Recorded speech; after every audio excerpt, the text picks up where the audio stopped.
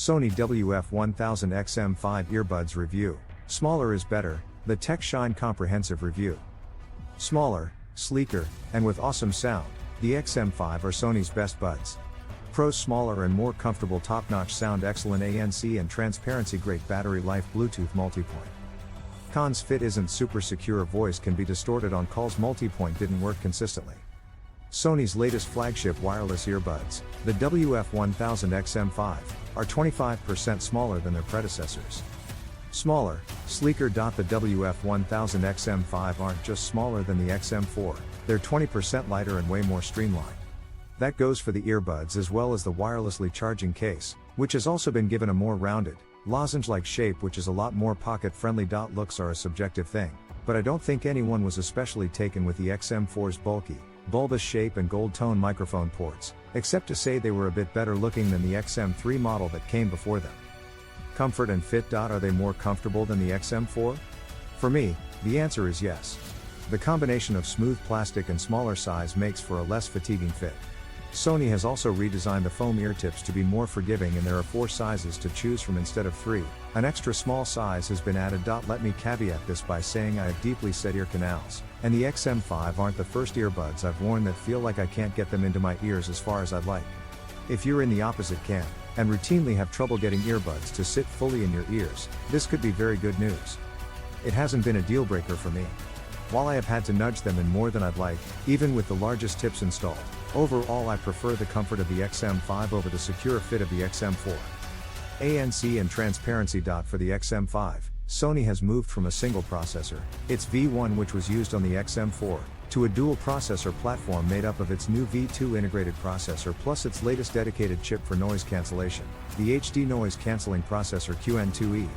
Sony says that by running these devices in tandem, along with the XM5's 6 onboard microphones, and the XM5's redesigned drivers, it can achieve better ANC performance across all but the highest frequencies when compared to the XM4. For day-to-day situations, I found them to be just as capable as Apple's AirPods Pro 2, $249, and the Bose Quiet Comfort Earbuds 2, $299. However, even with the XM5's ANC enhancements, there were still some instances where Bose and Apple had an edge. In my totally unscientific bathroom fan test, where I stand outside my bathroom and listen to how earbuds cancel the fan noise, both the AirPods Pro 2 and Quiet Comfort Earbuds 2 eradicated the sound entirely. The XM5 still let some of the higher frequencies through.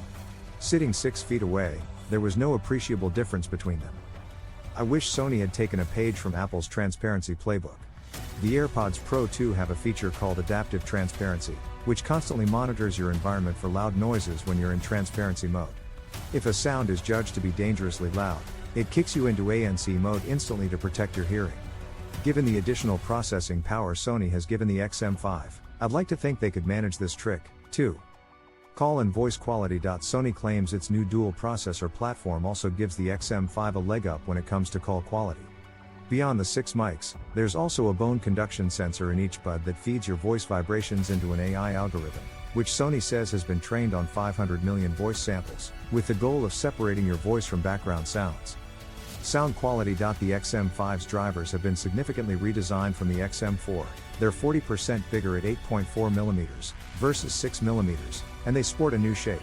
Sony calls it Dynamic Driver X, a dome-edge separation structure that combines different materials, though Sony hasn't indicated what those materials are.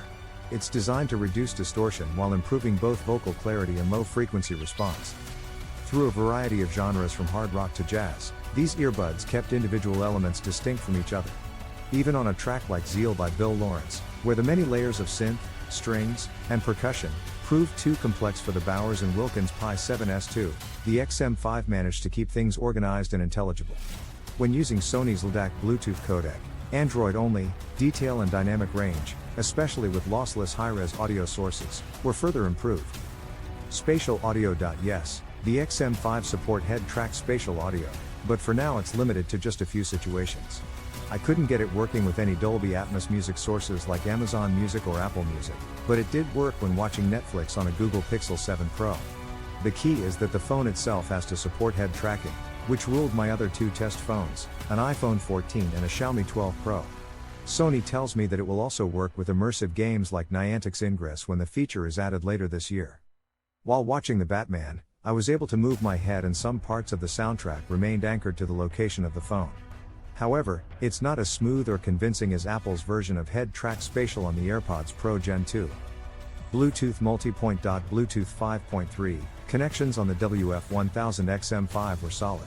I easily paired two devices at once, like a MacBook Air and a Google Pixel 7 Pro, and unlike the Technics AZ80, you don't need to choose between multipoint and LDAC use. But some features didn't work as expected.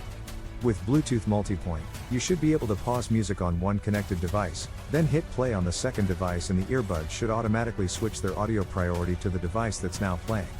It didn't work. I was able to switch using the headphones app's connected device menu manually, but no one should have to do that.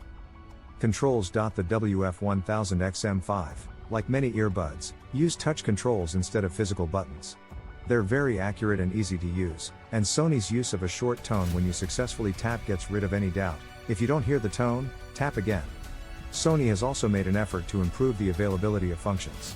On the XM4, you were forced to choose between different control groups, which meant that if you wanted to be able to adjust the volume, for example, you might have to live without voice assistant access. Battery life. Battery life is unchanged from WF-1000XM4. Sony claims you'll get 8 hours of playtime per charge when ANC is turned on, and up to 12 hours when it's off. With 2 full charges in the case, that means that if you keep volume no higher than 50%, you may be able to get up to 36 hours of total time before you need to charge up. But Sony has managed to improve the XM5's quick charge feature once again. You now only need to stick the earbuds in their case for 3 minutes to grab an extra hour of playtime.